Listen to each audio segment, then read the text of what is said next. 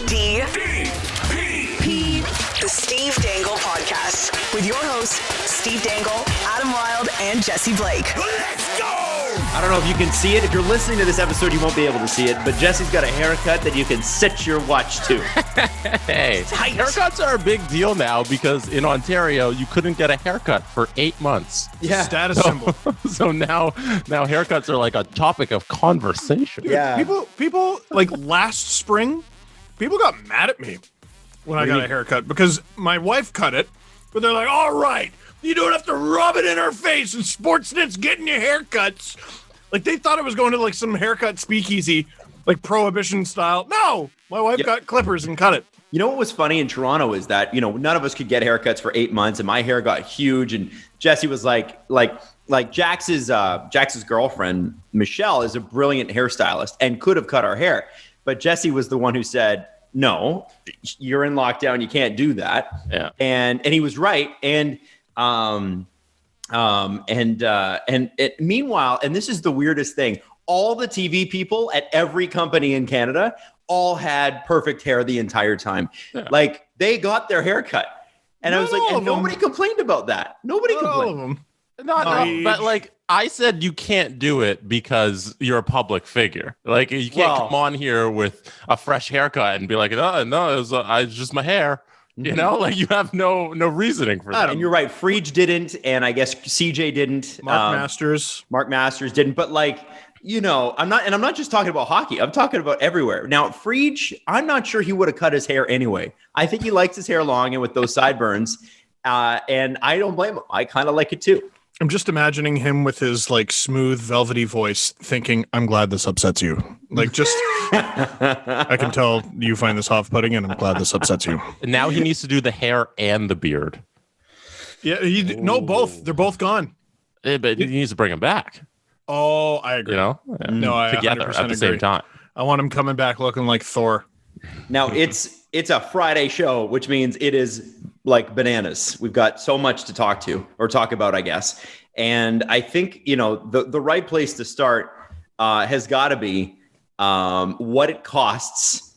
And this is important going into this weekend, because tomorrow at 4 or 5 p.m., depending upon who you ask, it's 5. It is 5. Okay. Yes. Because there's a lot of people tweeting 4 and I'm like, it's not 4. I think it's 5, but then if I disagree with them, then I'm usually wrong. So I didn't want to do that. 4 Central, 5 Eastern, 3 Pacific, which is helpful because Seattle is Pacific. Mm-hmm. So 2 p.m.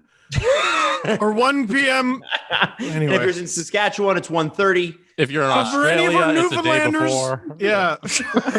Yo, that's got to be messy for Newfoundland. Newfoundland is half an hour ahead of everybody else. It's weird. Listen, I'm not often one to agree with Alberta, but supposedly they're trying to get rid of daylight savings time. Oh, we've already voted to get rid of it. We're just waiting on New York. Yeah, fight the good fight. Yeah, get rid of it. So basically, you got to know what it's going to cost for Seattle to skip your player. So let's say it's the Steve Dangle podcast, and I don't know, Chris Johnston's got a show, and he's an expansion podcast, and he gets to pluck one of us, right? Wow. And you can only protect 2 of us. And we go, Chris, what's it going to take to leave our players alone, Chris? And he'll say to you, a first and a third. And that is what Seattle is charging for you for them to skip the player that you want them to skip. And that's just one player. So if you have a couple guys, it's like, well, I'm going to lose one of them. So you got to pick which one you want to keep. And it's so for that extra spot, basically it's like an extra expansion, security spot. It will cost you a first and a third. Vegas charged through the nose, by the way. I came across one while doing a trade tree to take Chris Thorburn from the Jets. The price that Vegas charged was a pick swap in the first round. So they went from the 24th pick to the 13th and also an additional third. With the 24th pick, the Jets selected Logan Stanley who they might lose to Seattle. With the 13th pick, Vegas selected Nick Suzuki. That didn't work out for them. Nope. Willing to bet they regret that. But through the nose, imagine if they had held on to him. Yeah. How dumb the Jets would look. But now it's Vegas who looks dumb. Honestly, what's not done enough, I think, in the NHL are pick swaps. Like, is that the last pick swap that we heard? I actually really like the idea because it's sort of, I mean, you still get, both teams still get what they want, but I know like certain NBA trades, I think it was the Celtics made a trade once and it's like, we get to pick swap with you for like 3 of the next 4 years. Wasn't that with the Nets? I guess. I don't even remember. It's pretty just good Nets. It was crazy. And with one of those, just, I don't know. I think it's really an interesting way to move assets around and you still both get to keep your pick, which is kind of cool. Now, freeze is effective as of tomorrow. There's a roster freeze effective until July 22nd. That's a long time. Doesn't mean teams can't talk. Doesn't mean we won't hear rumors, but nothing can be official until July 22nd. So there's a lot of waiting going on. And I think we're going to start with the Leafs here with regards to where we're at. Now, Zach Hyman has been given permission to talk to other teams. Adam, can I stop you? Sure. Everybody, I'm finally ready to talk about the Leafs. Oh, okay. All right. So we're going to get to that in a second. I wanted to bring up Zach Hyman in order to elicit a reaction as to where Steve stands right now. Mm-hmm. Because obviously in the last episode, there was people were like, oh, you're so negative about the team that's lost and failed out 5 straight years. How come you're not patient enough, Steve Dangle? So first off, I want to ask you both, Zach Hyman being able to talk to other teams. I know it probably doesn't surprise you. What I want to know is how it makes you feel. At first, it made me feel bad. And I was also confused as to why the Leafs would do that, other than like they're just, oh, shucks, here you go, Zach, we're doing you a solid. We're losing a player who I love dearly. Well, he's 29 and injury. Listen, shut up. I know, but he's really good. And I like the guy as a player and person, and they're losing him. I'm sad about that. And it's basically confirmed that he's going to leave because he's speaking to other teams. But apparently there's a method to the madness, and the method has something in it for the Leafs because they can now potentially, because Hyman wants term. That's big for him. He wants to go somewhere. He wants 8 years. The only way he can get 8 years if he signs a contract with the team he is on. Sign and trade. The team he is currently on is the Toronto Maple Leafs. So, and if he's not going to stay here, then he can't do that. So the Leafs could trade his rights that are actually valuable. It's very often like I'm pretty sure the Leafs traded like Jonas Gustafsson's rights for like it was either a 7th or a conditional 7th, right? This is Zach Hyman. He's one of the big fish here for free agency. Like he's, I don't know, top 10 for free agents. He's high up. He's certainly amongst forwards. He's top 10. He's extremely highly valued, and the Leafs get to role play as Seattle a little bit and charge you for their services. Jesse, how does it make you feel? So Kevin McGran reported that the Oilers, Flames, Canucks, Penguins, Panthers, Bruins, Red Wings have all inquired about Zach Hyman since the rights have been available. What a strange group. But when a reporter is listing that many teams, all that says to me is, oh, Hyman's going to get the number he wants, and it's going to be a lot, and the Leafs can't afford a lot. So I'm not going to miss Zach Hyman because not signing Zach Hyman will be the right move because the cap hit is going to be too much to keep him. It's going to be probably in the $5-6 million range, which the Leafs can't afford. It sounds like some teams are even willing to push it to like 6.5, 6.7, which is crazy number for Hyman on the Leafs. So it's like, okay, Zach Hyman would have been great on this team, but if he doesn't fit under the cap at the right number, then the right move is to not have him. Mm-hmm. Losing him with the current circumstances is the right move, and that pains me, but it is. There's also a little bit of resentment that the Leafs have to nickel and dime guys like Zach Hyman because of the situation that they happily put themselves in. Yeah, you can't overpay for Zach, which is unfortunate. Yeah, you can't overpay for less than elite talent, guys. Yeah, right? I believe for anybody. Yeah, I believe the rumor was the Leafs offered him 5 times 8. And he would have done it, but they're unwilling to do it. So they did offer it to him, or they didn't? I believe it was offered. Or what? No, sorry, it wasn't offered. It was not offered. Yeah, they're under 5. Mm-hmm. But also, they didn't want to go 8. They don't want to go 8 with Zach. And I have to tell you, which I wouldn't want to do either. He's going to be, if they offered 8, he'd be 37. when that deal ends. And this isn't a backdiving deal. This isn't a cap recapture deal, but it's still not great. And I have to be honest with you. I understand that there's a window and blah, blah, blah, blah. You can come out with those. I am getting major Dustin Brown vibes from both Gabriel Landeskog and Zach Hyman. The game that those guys both play, I am. Like, not that Gabriel Landeskog will be like a bad player, but Dustin Brown was a captain of a Stanley Cup winning team who signed an extremely long-term deal and went to, a point where his body almost broke down on him. Now he's been able to salvage his career, but don't tell me that the Kings are thrilled about that contract. And Dustin Brown is the good outcome. But he wasn't for 3 of the years that he was under contract. He was barely an NHL player for a while. You're absolutely right. But there's also Ryan Kessler, who's not playing at all. Yes.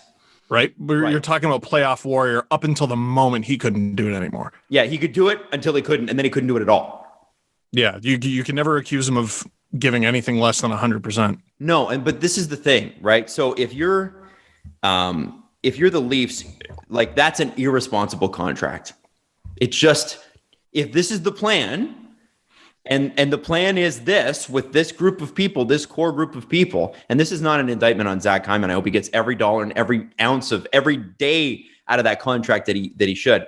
I think that contract would solidify the Leafs as what they are.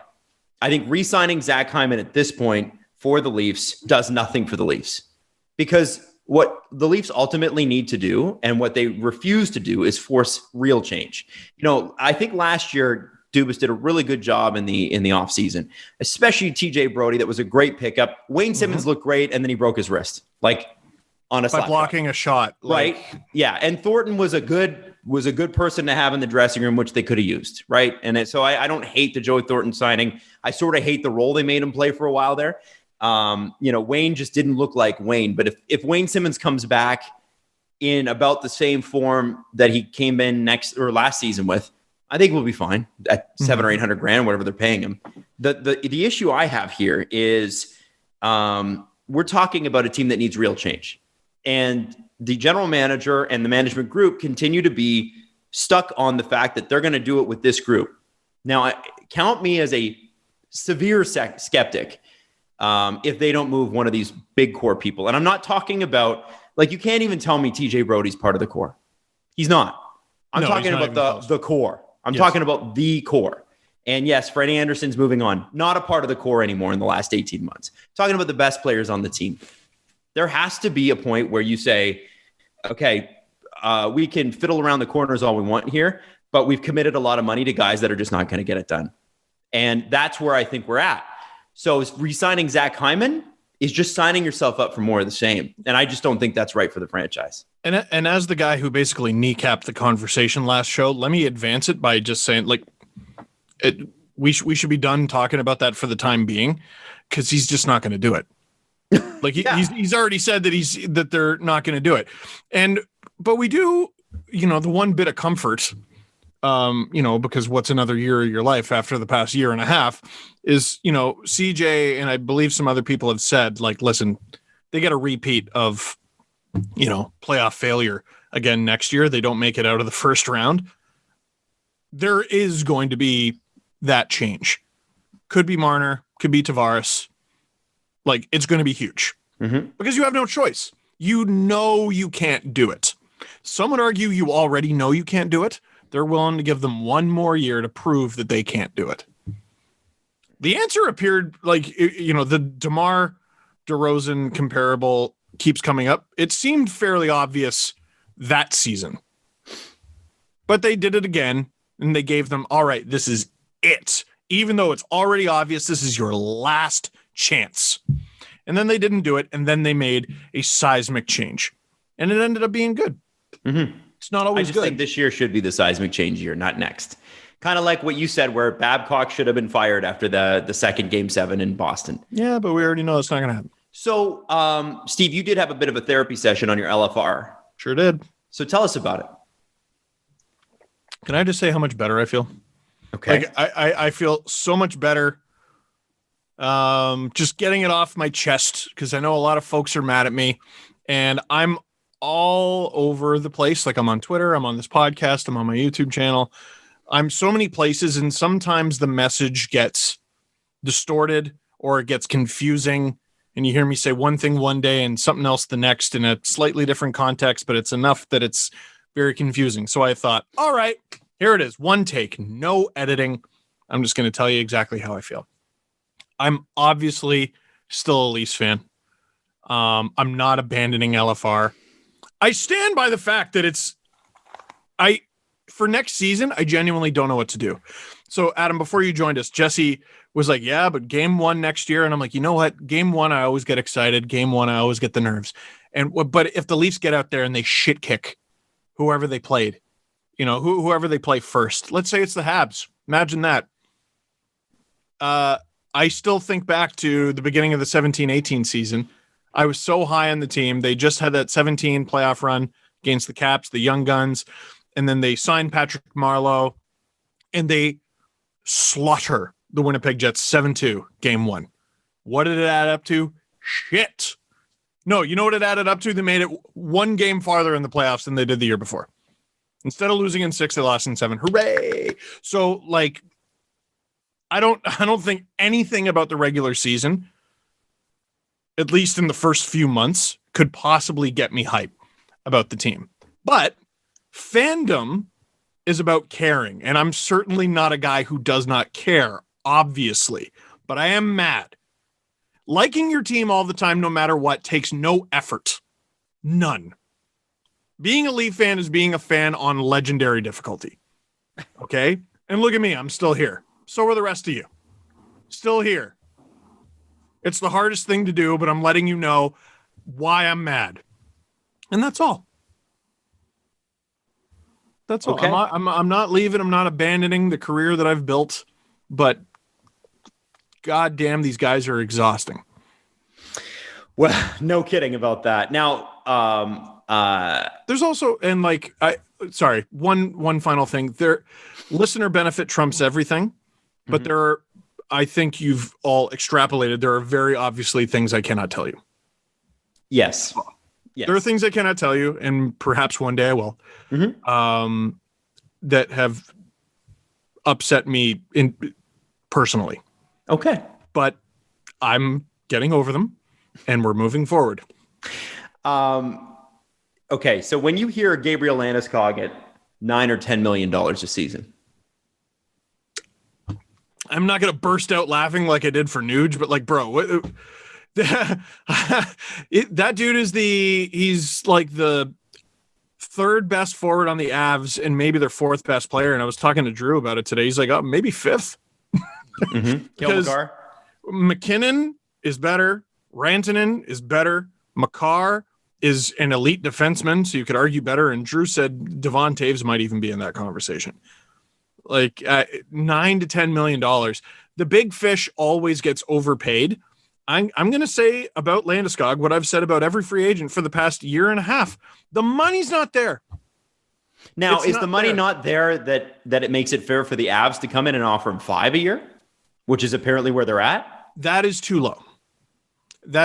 So if they're, if they're offering him 7.5, if they're offering him 8 years, which they are, yeah, but I don't think it's 5 times 8.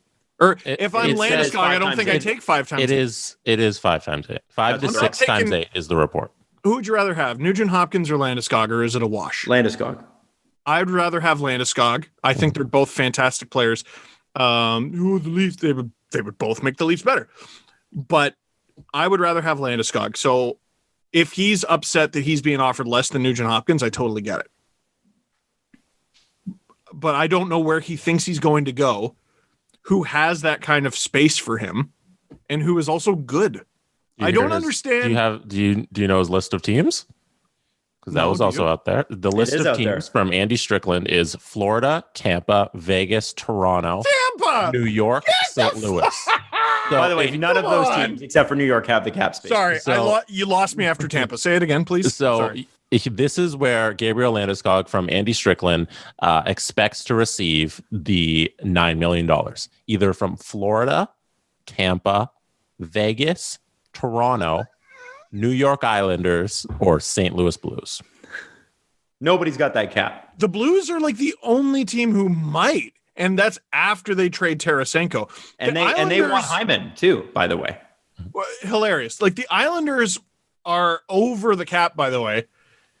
They're in overage. There were 10 teams who are going to be in overage for next year, and the Islanders are the Leafs, by the way. No, hilariously. Well, at least they can do that. That's good. Yes, the Habs, I believe, are in overage. Islanders, like, it wasn't insignificant. Like, it was 1.3 or something like that, which is like, I know the Leafs aren't in overage, but they are giving Phil Kessel. That's a right winger on your third line, right? It's something. It's something, for God's sake. I think this is a case where it's negotiation tactics, I think, where you ask above what you expect to get. If you ask for 9 to 10, you probably land at 7 to 8. Which is where Landeskog should be. He shouldn't be at 5 to 6. He shouldn't be at 9 to 10. He should probably be at 7 to 8. So you ask above that, you get that number out there, and maybe one of these teams pays you 7.5.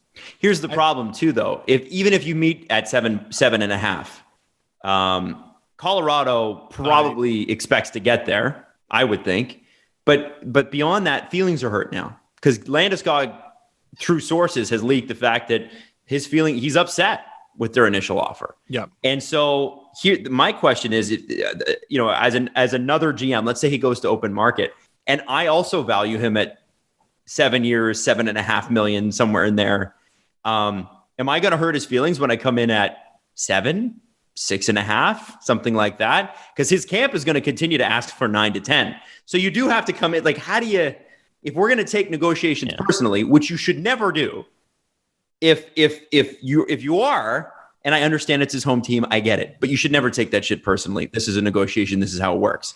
I would be worried about that. I'd be worried about my initial offer to him because it would be like, am I going to offend this guy if I offer a little low and he asks a little high? If you're a team trying to sign him and he gets offended by your first offer, then you don't want him anymore. you're the GM. You're like, I don't want you. Then don't play here. No, and listen to who we're talking about. It's Gabriel Landeskog. Mm-hmm. Like, we're talking about him like he's this diva. Like, he's not. No, I know, but it's very obvious that there's a lot of gossip going on, and there's, I think, leaking going on both sides. And one is an amazing player who has given his life for the Avalanche. He's been their captain since he was 19. And the other is an amazing team who is poised to be a contender for the Stanley Cup every year for the next few years. They need to both grow up. They need to both probably make a little bit of concessions, and they need to stay together. Listen, I would love, there's all these, Landeskog to the Leafs. Bro, I would love it. That doesn't make any sense. Stay with the Avs. Well, and all the insiders have to say is, well, the Leafs have interest, which means dick all, because the Leafs have interest in every great player, as Steve, any team would. Do you have interest in a brand new house? I do. Wow. I do. $10 million house? Do you have interest? The Leafs, all the Leafs have interest means is Kyle Dubas's phone is charged. Like, that's literally all it means. Yeah. Sorry? He can look at a stat sheet. Yeah, like, who wouldn't be interested in Landeskog? He's a great player. Yeah, it's listen, what are the words? What are the words? Interest, fart. We don't care about interest. Whispers. Rumblings. Can you power rank these? Can you power rank them? Okay, so CJ has them power ranked, and I need to here. I know it's on his Twitter because I looked this up recently. Yeah, he's tweeted this before. Did he do this? Yeah. Oh yeah, he 100% did this. Oh, that's incredible. Yeah. Oh man, that's CJ. I mean, someone put it together for him as like a meme, but it is very funny. By the way, we should let you know that we've got CJ booked July 30th to come on the show and wrap everything up. All the banana sandwich that you're going to see in the next 2 weeks. CJ will come on and talk about all of it. So trades, expansion draft, free agency, all of it. CJ will be on to wrap it up. Okay, so here it is. Okay, interest. It's not even on there. Okay. Talk. Oh. Mm-hmm. Whispers. Mm. Rumblings. Oh, Intel. Let's go. That's what it's all about. Intel is up there, and then obviously not in the rumor category is confirmed. That's interest? The final piece. We don't care about interest. It's talk. It's whispers. It's rumblings and intel and confirmed. Interest, fart. Fart on interest. I'm interested in farting on that take. Also, it looks like Freddie Andersen's going to get $4+ million, apparently from a Western Canadian team. Gee, I wonder who. There are rumblings. I would rate that as a rumblings that Freddie Andersen, by the way, has not been given permission to talk to other teams. So that's interesting. But Hyman has. But Freddie Andersen, they're saying that there are teams out there, there are deals out there, at least in the $4 million range for Freddie Andersen. I just don't know how long. We haven't seen much of that. And they're in on Hyman. Again, I'm asking what the Oilers do. So, like, Ken Holland, big Hockey Canada guy, is going out and getting the biggest Hockey Canada guy, Duncan Keith, who just turned 38 today. Happy birthday there, Duncan. And then it's like, all right, who's the most impressive team that I watched last year? Literally. And the answer was the Leafs, because the Oilers only ever played the Leafs in the regular season. So he's going to take their goalie and he's going to take their top left winger. Like, listen, Freddie will probably make him better, and so will Hyman. But again, I'm dying to see just something interesting with the Edmonton, something creative with the Oilers. Duncan Keith is sure as shit interesting. You know, it's going to be I wouldn't creative. call it creative. You know what's going to be creative? What? When they re-sign Mike Smith again and justify it. I can't wait. Now, it doesn't mean they won't sign Freddie, but a Freddie-Mike Smith tandem means you're going to be playing your third goalie a lot. And I think that's going to be fat. Oh, come on. No, Mike Smith is almost 40. He had a good season last year, but it's a lot to expect of a guy like that. And Freddie didn't play after January? No, February? He had that one game against the Sens. Listen, I have no doubt that Frederik Andersen healthy is still a legitimately great NHL goalie, but Demon. We haven't seen it for 2 years, man. Mm-hmm. Now, the Leafs apparently have interest in Darcy Kuemper. Interest. Yeah. This is from Frank Saravalli, so good interest. Source. It's good source, but no, it's not on the chart. Well, what he said was not on the chart. Darcy Kuemper has emerged as a primary target for Toronto Maple Leafs and Colorado Avalanche. Both teams have made contact and have had conversation with their pending free agents Andersen and Grubauer. But trade talks have been ongoing with Arizona and the Avs and Leafs. If the Avs and Leafs consider the goaltending market at large, the Seattle Kraken are also believed to have interest if he's available. He's 31. He's got 1 year left at $4.5 million.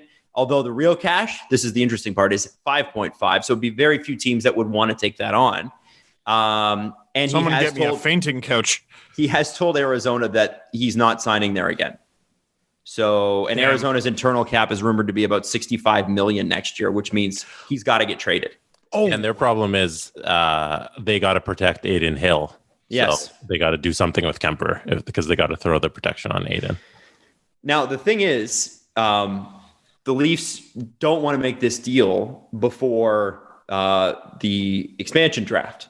Well, because they'll lose Jack Campbell. Because they'll lose Jack Campbell. But the Avs could. And relatively simply, I would think. Do they not have a goalie signed? Well, Grubauer's gone. I mean, I guess. Well, they're working on a deal with him.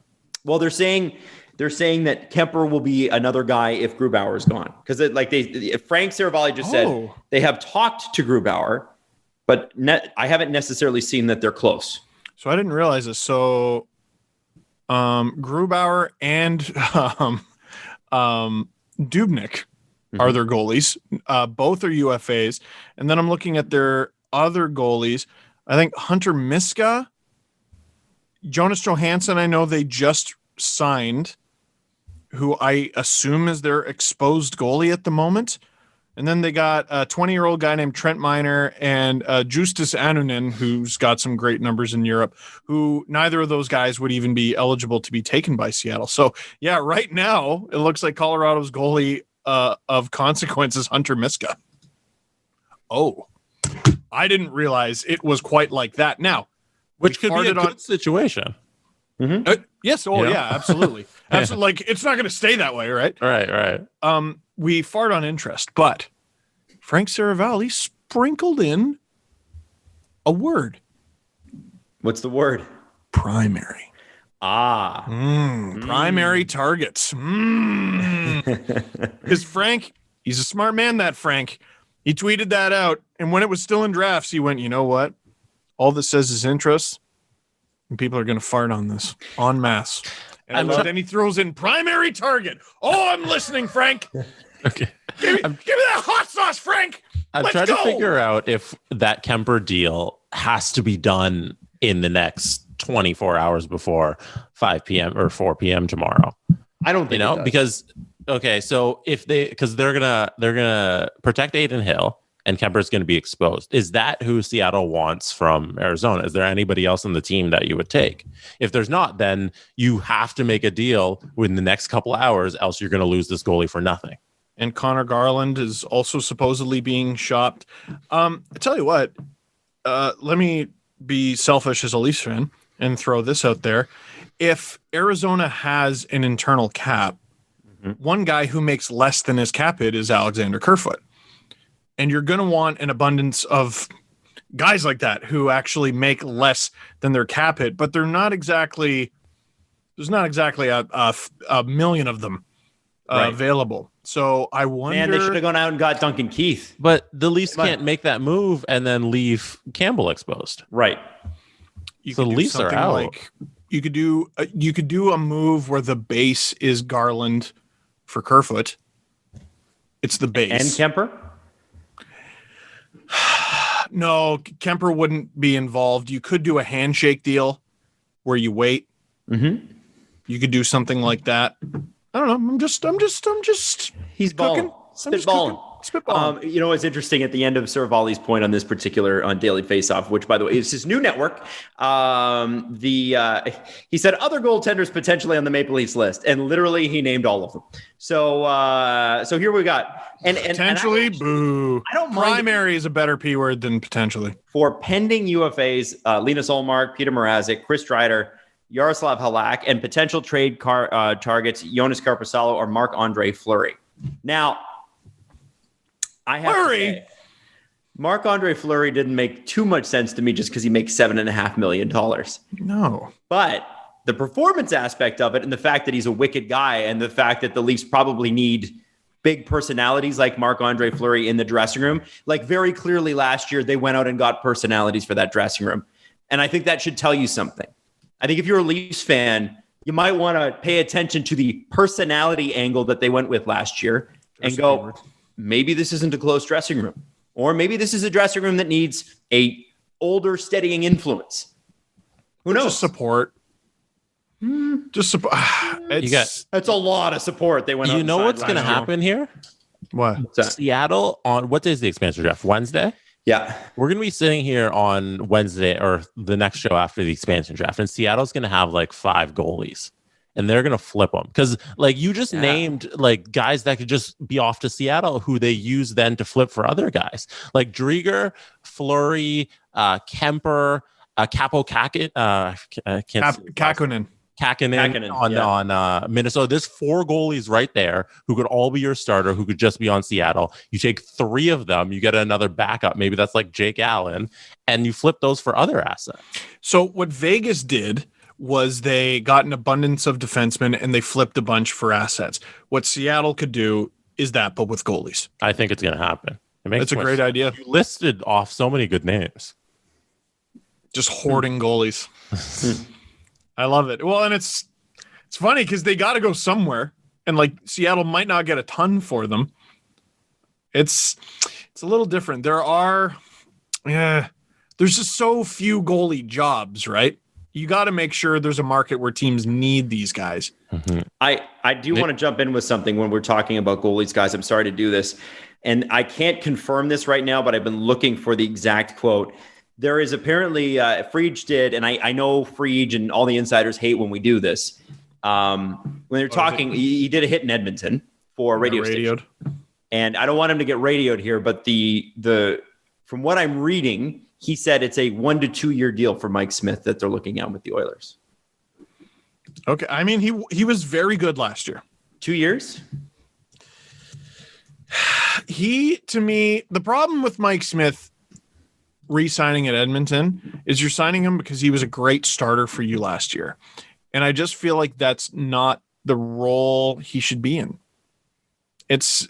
You're putting way too much on a dude. So he's going to turn 40 this season, which means if you sign him to a 2-year deal, he will be 41, playing hockey games when he's 41 by the end of it. There are very few goalies who have done that in NHL history. You need to have a starter or bare minimum a tandem goalie to play with him if you're going to sign him. I think even to one, and that guy ain't Mikko Koskinen, right? So you got to move on from him. And if you bring in Mike Smith, you better have another guy waiting in the wings. Yeah. Growing up, cereal is one of the best parts about being a kid. It was the bomb, but then you grow up and you realize, oh, it's full of sugar and junk and stuff that I probably shouldn't eat. What if I told you, because we're all trying to eat better, that you can, and it can be cereal, and it can be fun. We are talking about Magic Spoon, okay? So 0 grams of sugar, 13 to 14 grams of protein, and only net 4 grams of carbs in each serving. 140 calories a serving. That's it. It's keto-friendly, it's gluten-free, it's grain-free, it's soy-free, low-carb, GMO-free. You can build your own box or get a variety pack. Available flavors include cocoa, fruity, frosted, peanut butter, blueberry, cinnamon, all the ones you remember from being a kid that you loved so much. And if you go to magicspoon.com/SDP to grab your delicious meal, try it today. You can use that promo code and you get $5 off your first order. Again, that's magicspoon.com/SDP. And Magic Spoon is so confident in their product, it's backed with a 100% happiness guarantee. So if you don't like it for any reason, they will refund your money. No questions asked. One more time, magicspoon.com/SDP to save $5 off. What interferes with your happiness? Is it something that you feel like is preventing you from achieving your goals? Like, so for instance, for me, before I was able to actually talk it through with a therapist, serious anxiety issues, things that I would spin out of things before I would even walk into a room. Like there'd be a meeting and I'd be freaking out about how the meeting was going to go before I'd even walked in. BetterHelp will help you assess what your needs are and match you with your own licensed professional therapist. And as somebody who's taken multiple years of therapy, it's so worth it. Now you can connect in a safe and private environment, super convenient, and you can start communicating in under 48 hours. It's not a crisis line, not a self-help book either. It's professional counseling done securely online. You send a message to your counselor anytime, you get timely and thoughtful responses, plus you can schedule weekly video sessions. And we're talking about licensed professional counselors who specialize in anger, family conflicts, LGBTQ plus matters, grief, self-esteem, trauma, sleeping, anxiety, stress, depression. Anything you share is confidential, it's convenient, it's professional, and it is affordable. Now you can get 10% off your first month by visiting betterhelp.com/STP. Again, join over 1 million people who have taken charge of their mental health. Be one of them. It's betterhelp.com/STP. Dinner time can be chaotic, but with Freshly, it's easy. Their chefs take care of your meals a few nights a week just to take the pressure off, which is kind of nice. Grocery shopping and cooking can be a pain, especially right now. And with Freshly, you don't have to. Your meals arrive cooked and fresh every week, so you just keep your fridge stocked and skip the trip to the store. Ordering is easy too. You just go to visitfreshly.com and choose from over 30 delicious, satisfying, better-for-you meals like steak peppercorn, sausage baked penne, and chicken pesto bowls. I'm telling you. Now, Freshly can also fit your lifestyle too, with a variety of plans and meals to pick from that work with your dietary needs, preferences, tastes, size. And now, if you listen to the STP, you can try Freshly for just $6.16 per meal. Stop searching the internet for healthy food near me every night and live freshly. So again, right now it's Freshly offering a promo. So right now, again, Freshly is offering a promo. You get $40 off your first 2 orders when you go to freshly.com/STP. Stop stressing about dinner. Just go to freshly.com/STP for $40 off your first 2 orders. That's freshly.com/STP for $40 off your first 2 orders. Now, moving on to outside of the Leafs, Captain America, Ryan Suter. Apparently no shortage of interest expressed in Ryan Suter. This again, according to Frank Saravalli. So I guess he's had a bunch of people. And I think I said this. I don't know if I said this on the show, but I know I said it to Steve. Here are the teams that really want him. So here, first off, why don't you guys go ahead and guess what teams really want Ryan Suter? Go ahead, hit me. Are the Islanders more than one team? The Islanders really want him. Islanders really want him. But that's not the prediction I had. I'm like, this is where he's going. I know where he's going. I would say just the Islanders and who else would be interested? Merrick got me very interested with the Habs, so he could play with Shea Weber, which he's not going to happen. I guess we're getting to. Suter's not going to Canada. Yeah, it was the Islanders and the Islanders and the Islanders. Jesse, if you say Tampa or Vegas, I'm going to kick you in the chest. Jesse, wild stab in the dark. Who do you think's interested in Ryan Suter? So not wild stab in the dark. Something I saw Greg Wyshynski tweet was Boston Bruins, but I didn't see a fit there. So like Captain America. I see where you're going with this. The Rangers. No, Boston loves signing their American guys. And sure do. And Ryan Suter is the perfect Boston Bruin. And Boston, for some reason, somehow, some way, always walks away with a pretty good catch every trade deadline and every free agency. I don't know how they do it. They always seem to manage. They do let people go in old manners too, right? Like they let Zdeno Chara walk last year. Who did they trade? There was the defenseman they traded. Torrey Krug. Yeah. And who do they get? They get Taylor Hall. They could get Ryan Suter. And by the way, the other two teams, Steve, were Vegas and Tampa interested in Ryan Suter. I'm going to kick you in the chest. I have to drive down there and kick you in the chest.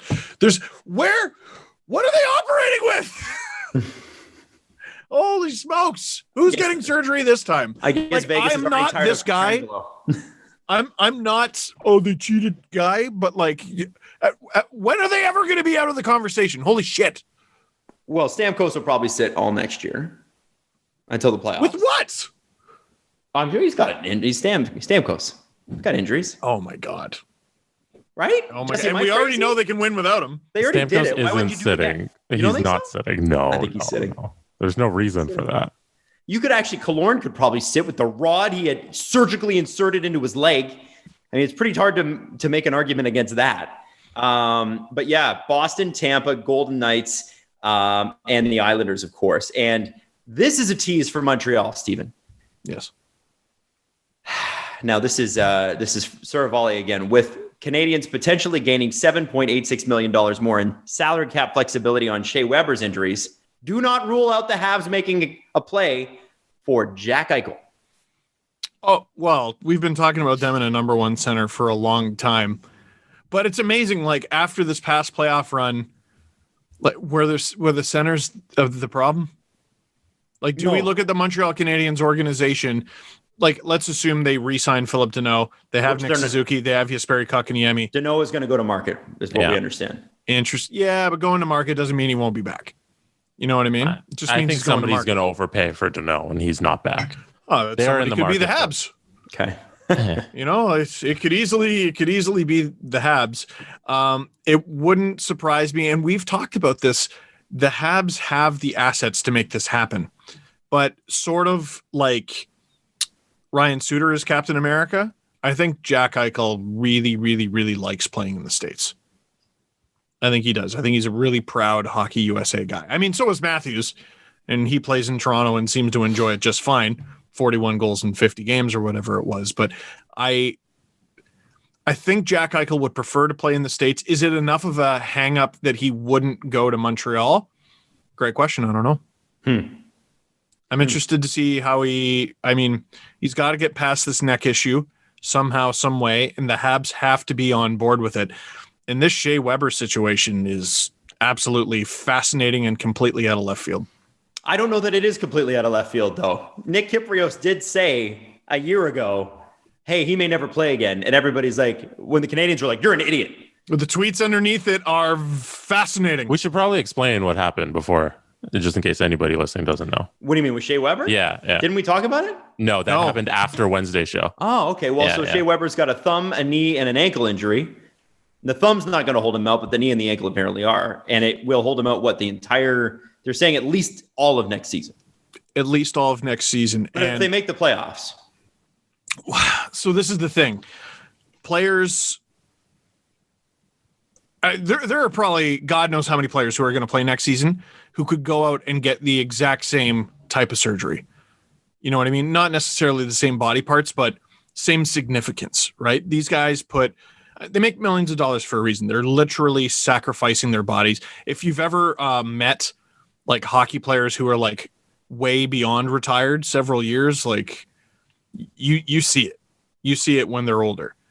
But after Montreal just lost to the Tampa Bay Lightning, and because it's the off season and we're all in business mind mode, the first thing I thought was, if the Habs make the playoffs next season, this dude's playing. I don't think they're trying to scam the system, but if this guy does what he needs to do, like Kucherov did, rehabs it like Kucherov did, and ends up healthy at the end of it like Kucherov did, and they make the playoffs like Kucherov's team did, I think he's playing. He didn't look done to me in the playoffs. You know what I mean? Like, he is obviously in pain. It's obviously limiting him in some capacity. But I have such a difficult time believing that the player I just watched go all the way to the Stanley Cup final is done. I hope he's not. Genuinely. I hope he's not. We'll see. We shall see. Along with that, we should probably talk about two defensemen that were traded, or one defenseman was traded. Avalanche trading Ryan Graves to the Devils for Mikhail Maltsev and a second-round pick. Now, Graves basically allows them to protect Taze, Makar, and Sam Girard because the Avalanche got Eric Johnson to waive his no move.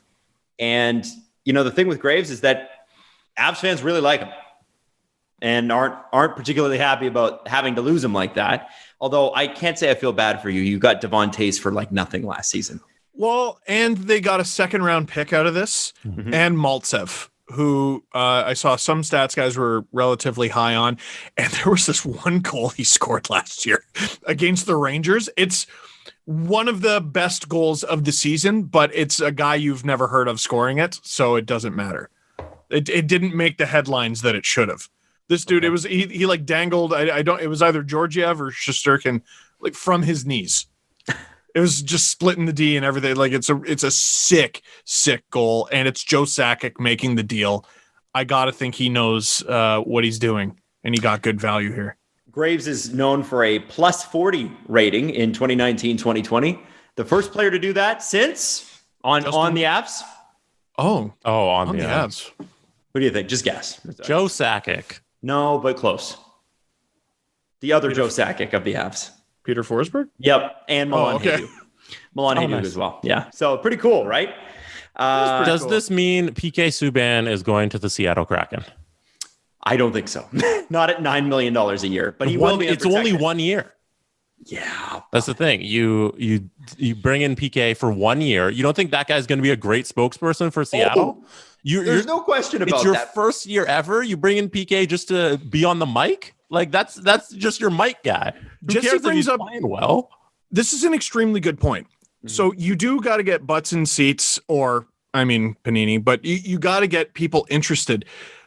What we haven't heard this year, or at least I haven't heard at all, Vegas had like 4, 5, 6 guys actually at the expansion draft putting on Vegas Golden Knights jerseys. Fleury was the big one. Fleury was the big one. There was also Derek Engeland, who is a Vegas native, so that was really big. I believe James Neal was there. There were a handful of guys. Was Riley Smith one of them? I can't remember. You tell New Jersey, you call up New Jersey tomorrow. You tell him we're taking PK no matter what. He's exposed. You fly him out to Seattle for Wednesday. You let him stand up there and tell everybody who the rest of the team is. I think Jersey would be thrilled to get $9 million off their cap. Well, or how about this? Let me be clear about this. It has nothing to do with PK personally. I think the thing is he makes a $9 million hit. And you've heard us talking about the salaries we've been talking. Like Landeskog should get 7.5. PK's back has failed him. And it's a question of whether he's healthy. And if I am the Seattle Kraken, I don't take on that $9 million salary. I'm not going to help you. I can find someone else to talk.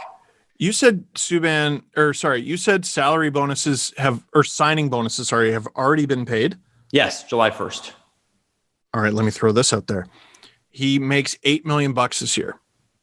$6 million has already been paid. Seattle doesn't need to save money. They get the money. But I'm just saying you're talking about, the Devils would love to. I'm sure they would love to shed the cap, but there are cash poor teams. The Devils might be one of them who would actually, please. I would gladly take. But they've already $2 million.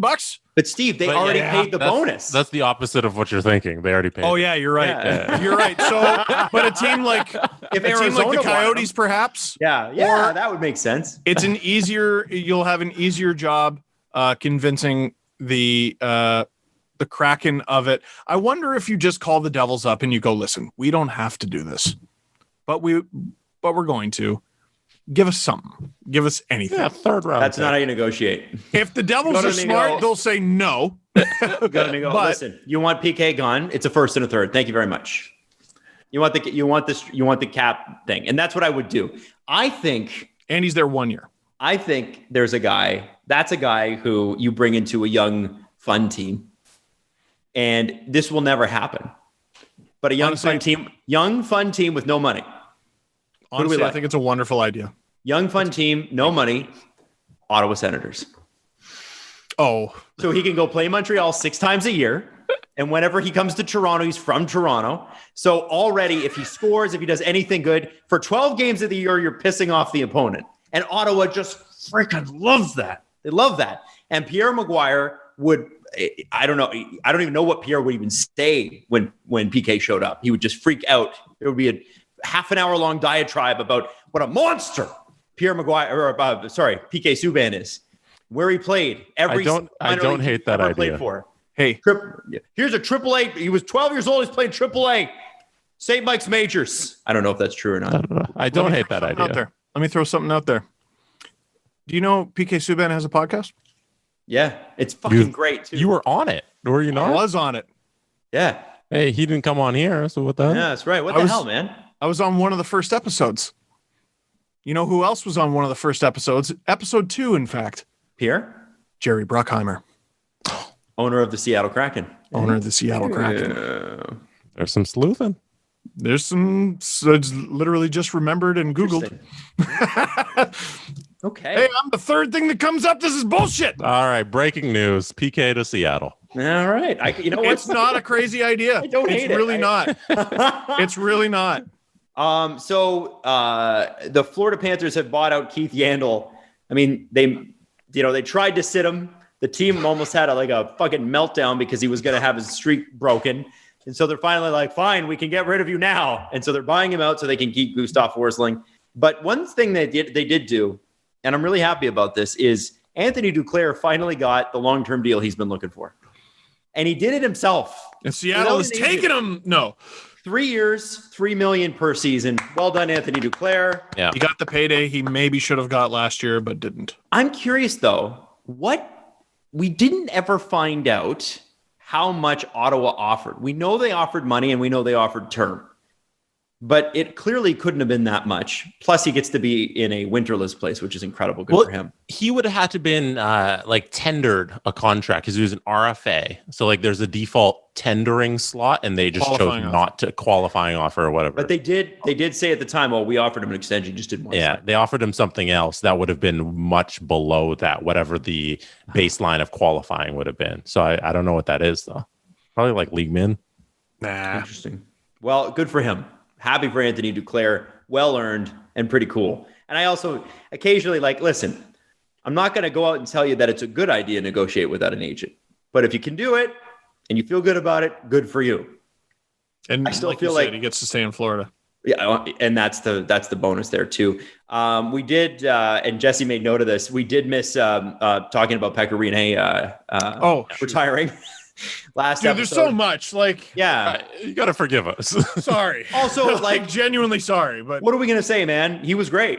And the one story I love about Patrik Laine is apparently UC Saros lived with him for a year. And no way. You guys know this story? No.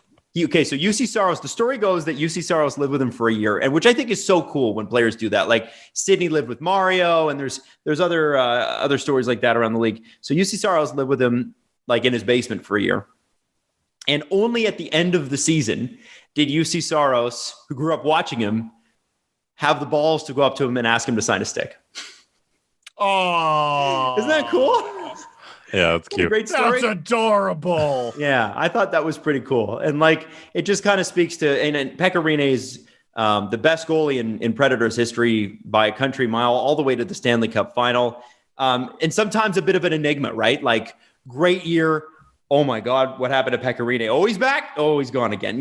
But when he was dominant, hard to find a goalie that was better than Pekka Rinne in his prime.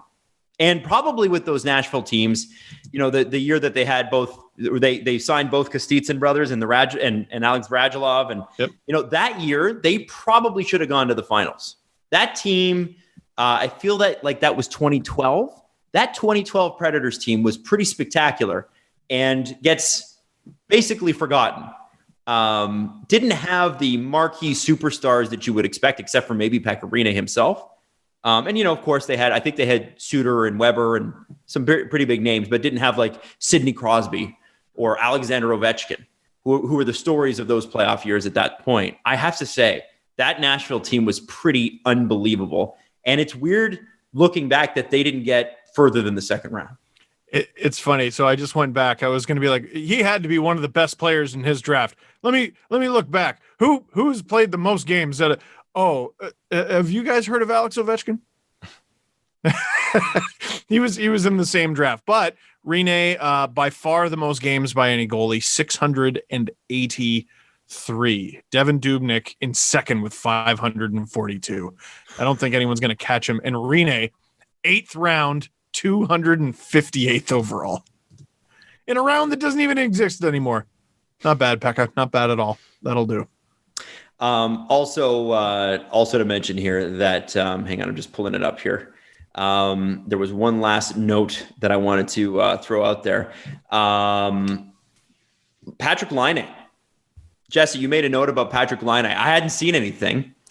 Something about him staying in Columbus. I'll read it right to you. So Patrik Laine told I guess it's a website in Finland that I hope I can stay in Columbus. This is the starting point, but you can never be sure what happens. I got traded once. I really haven't thought about the contract negotiations. At some point, they will let me know what the situation is, and they will ask what I think about this proposal. Do I want to take the contract? And then we continue the negotiations. So that's what he said about staying in Columbus. And I also saw somewhere that it was confirmed that, remember, he was disciplined for mouthing off to a coach in Columbus. It was confirmed that it was an assistant coach, and that assistant coach is now the head coach, Brad Larson. I mean, fights happen. You can make up, but a bit concerning. Yeah, well, I mean, I think Columbus fans are pretty upset that they're still not over the fact that he is the coach. They're not happy about it. Yeah, that was, I was surprised because I had never really heard of him.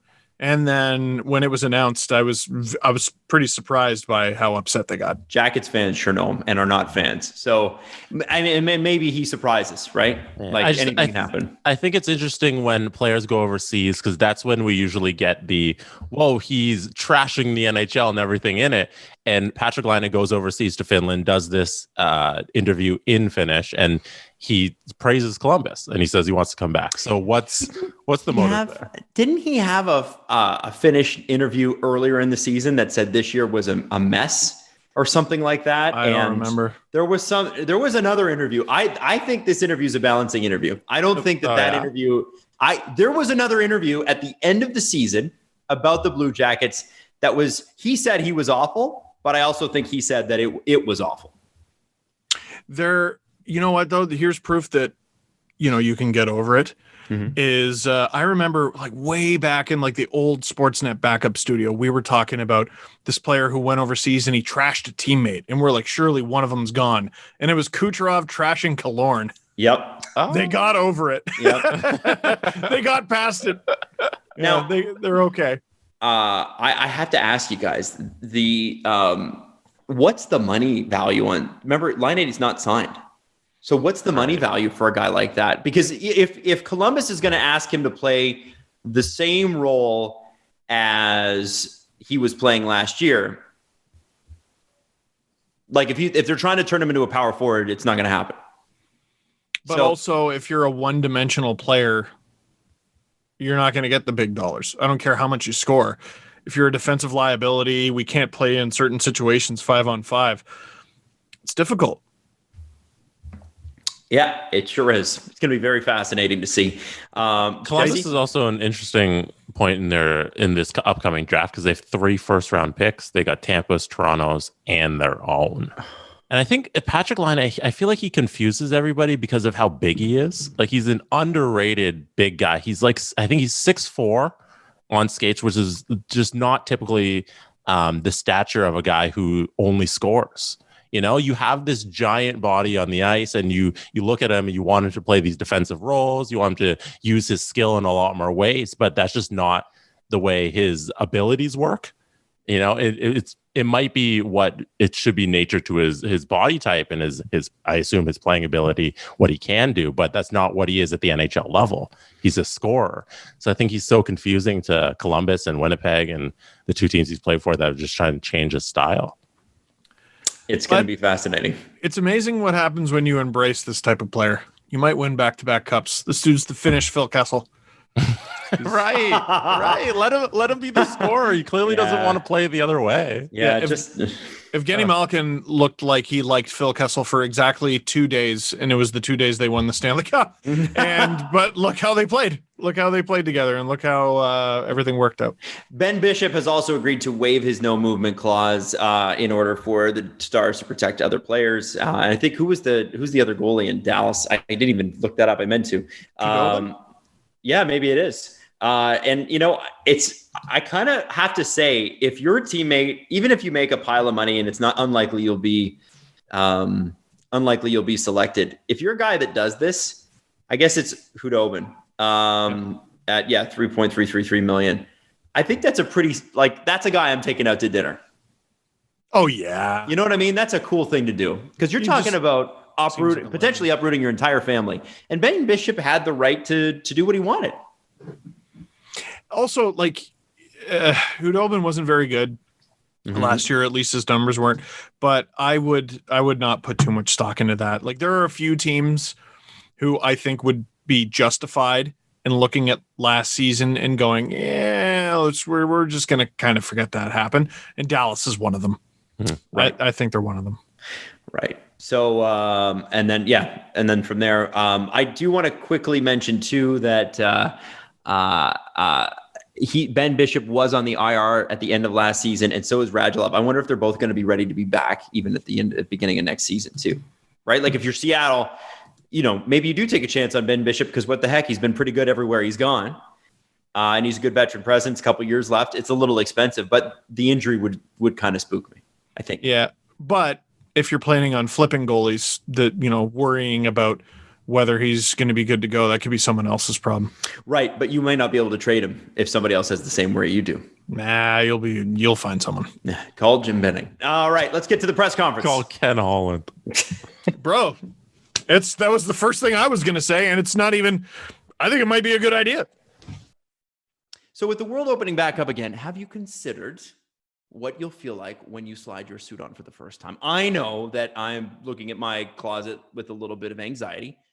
Bodies change over the course of a couple years. And frankly, I'm not a guy that wears suits very often.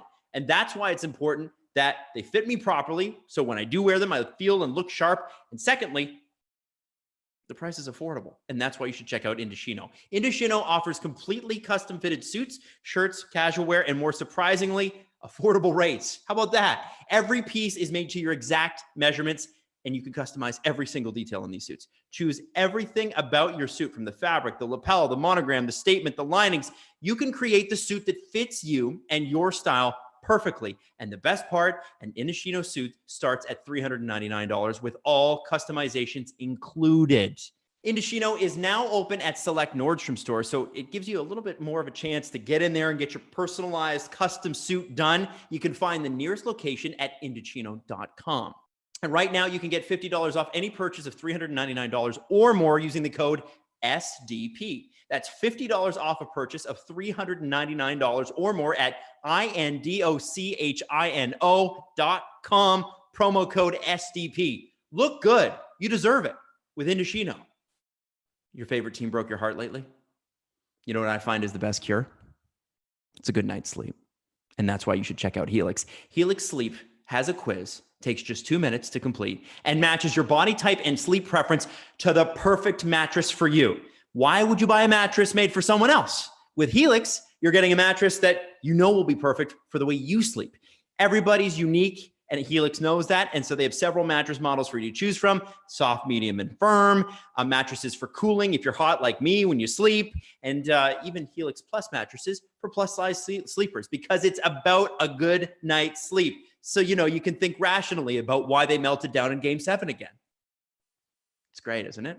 Love it. Anyway, you've seen the unboxing videos. It shows up at your door, and it's awesome. If you're looking for a mattress, you take the quiz. The mattress shows up at your door. You open the box, and boom, you can fall asleep. And you go to helixsleep.com/SDP. You take their 2-minute quiz, and they will match you with a customized mattress to give you the best sleep of your life. Helix is offering up to $200 off all mattresses and 2 free pillows for our listeners. That'd be you at helixsleep.com/SDP. Again, helixsleep.com/SDP for $200 off and 2 free pillows. Can I review Fast 9? Oh, yes. Yesterday, I went to the drive-in. I saw Fast 9. Within the first... Okay, this is full spoilers. If you don't want Fast 9 spoiled, let's turn it off, this podcast. You're worried about spoilers for Fast 9? It's got a deep plot. You'll never see the ending coming. Tell me about Land Before Time, but with cars. Within the first 10 minutes, there's a scene where a car jumps off of a mountain and a plane comes and catches the car and flies it away so that the person in the car doesn't die. The premise of the movie is that John Cena is Vin Diesel's brother, which we should dissect whether that is believable or not. Just on a, hey, do they even look the same? They are large. So they're both bulky, tough guys, but like their faces don't really look the same. Anyway, so they're brothers. John Cena had helped his dad fix a car when they were kids. His dad was a race car driver, and his dad wanted to throw the race. So then John Cena tinkered with the engine, and then the dad ended up dying in that race. So Vin Diesel blames his brother for his dad's death all this time. And then now they meet again out in the spy world where they're both trying to catch this device. And they're both trying to get this device, and John Cena gets the first piece of this device. So then Vin Diesel's chasing down John Cena all this movie. And then it comes to this conclusion where Vin Diesel's team has these giant magnets, and these magnets, they've attached them to the cars so that they can stop John Cena's side from transporting the device to the station to, I don't know if it was to blow up Earth or what it was, but they got the device out of these giant tanks because they had these magnets attached to their like Subarus that can just attract the tanks to the cars. And then that's their device. And then while this is all happening, the other part of the device is connecting to a satellite in space. So they send Tyrese and Ludacris to space to go destroy the satellite. So they take... Hold on, Tyrese and Ludacris have to go to space? Yeah. So they... What are you going to do? Go to space on your own? Did Tyrese yell all the way up? He did. He complained and yelled the entire way because that's what Tyrese does. Tyrese has like 5 scenes in the movie, and in every scene he's just saying some wacky shit. Like that's his role in the movie now. So he's the one-line guy for sure. Literally, that's his role in the movie. He comes in, he says a line, he gets a little bit of a laugh, and then he's out. So I'm too beautiful for this. He references that he was a model or something. Yeah. So there's 2 pieces of the device. Vin Diesel's on Earth trying to get half of the device from John Cena's camp. Tyrese and Ludacris are going to space to try and knock out the satellite so it can't connect to the device. They hook up rocket ships to a Pontiac, I think it's like Sunfire, and they fly the Sunfire to the edge of orbit, and then they launch the rocket ships off of the Sunfire so the car drives into space. So then Tyrese and Ludacris are now in space in this car, and they crash into the satellite to destroy it. So then that part of the storyline's taken care of. They destroyed the satellite. Are they dead? But now it's like, whoa, they're trapped in space. So they were floating up there for like, I don't know, a couple days or something. And then they run into like the International Space Station. And the International Space Station guys are like, what is that? Is that a Pontiac? And then Tyrese and Ludacris are like, hey, help us. So then they hop over the International Space Station and eventually get back to Earth by the end of the movie. So then back to the other storyline where Vin Diesel's trying to fight his brother Jacob and get back half of the device. I forget his last name. And so Jacob and Dom are fighting. Toretto, yes. Jacob Toretto, Dom Toretto. So they're fighting, and then eventually Jacob, he gets turned on by the guys he's working for. So like the super evil guys, his name was like Otto, I think. He was the one who hired Jacob to go get half of the device. He gets turned on. Otto tries to kill Jacob. So then Jacob, after he's falling off of a car, he's falling off of the tanker. Vin Diesel swerves and pushes a car to save John Cena from falling off of the car. He catches him with a car. And then so John Cena lives and he hops in one of Vin Diesel's car and they look at each other. They don't even say anything. And they know they're on the same team now. Why? So now Jacob because and they're family. So now the brothers are back and family is the only thing that matters. And family is together and they destroy the tankers. Vin Diesel ends up getting under one of the tankers and he flips the tank off of a mountain and he rolls out in time. So he gets under the front of the wheels and he rolls out of the car and that flips the tanker off of a mountain. And then there was a super extra villain. She's Otto's boss. She was flying a drone plane that was going to shoot down Vin Diesel, but then he flipped the tanker into the drone plane at the same time off of the mountain. So he flips the car, flips the tanker, hits the plane, everything destroys. He saves the world. And then that's how the movie ends. And then they go back and they have a barbecue where they all and Tyrese and Ludacris are back in the barbecue. Oh my God. And Vin Diesel's with his son. And then Jacob, he doesn't come. He sends him off with a car and he says, a lot of people are going to be chasing after you now, Jacob. So then Jacob drives away. And that is what happened in Fast 9. And it was incredible. It is a roller coaster of a movie. They do flashbacks, but they don't tell you that the flashback is just happening. You just got to know, like, oh, this is little John Cena now, and this is what I'm watching. And it's a roller coaster of a ride, and I highly recommend you guys see it. Very important question. Well, after listening to that, I know precisely 0% more about the movie. This is a very important question. So John Cena is a wrestler in a movie. Does he put one of his finishing moves on a character in the movie? What's his finishing move? He does do some fighting, but he doesn't do his finishing move. He doesn't do the STFU or the... No, he doesn't do any of that. Boo. Yeah, no. Oh, you gotta. If you're Hulk Hogan in a movie, you gotta do the leg drop. Or like Stone Cold's gotta do the stunner. Do you guys have any questions about Fast 9 now that you know the entire plot? Questions about Fast 9? Yes, can you explain that again? It's a roller coaster. No, I just want you to imagine, if you think your idea is stupid, remember that this plot exists. If you think your TV show idea is stupid, remember there's an extreme mini putt show on TV right now. Hey, Steph Curry does a great job with that. If you think your TV idea is stupid, remember there's an extreme Lego building competition show on TV right now. You can do it. You can do it. That's how I want to end the show on a positive note. You can. Pierre thinks... You can! Because Kulikin went to space and he hit the International Space Station and he saved the world with John Cena. And that's Ellis's wonderful play. Thank you for that. Or was it Tavares's? So we've got a great weekend ahead. Can't wait to see these lists. Can't wait to see the draft or the draft lists, I guess. It's going to be a lot of fun. So what is anything happening this weekend other than like the lists have to be submitted? Probably within the next like 24 hours or so, we're gonna get burned by a bunch of trades are gonna happen. But it has to be, right? Yeah, this is the lot. They got 24 hours to make every trade before the roster freeze, and then hopefully by Sunday we all know all the lists because they all leaked, and that'd be awesome. And then we got to prepare for Wednesday. Ready? Okay. So Monday we'll be here. And by the way, we do need to do an expansion draft show.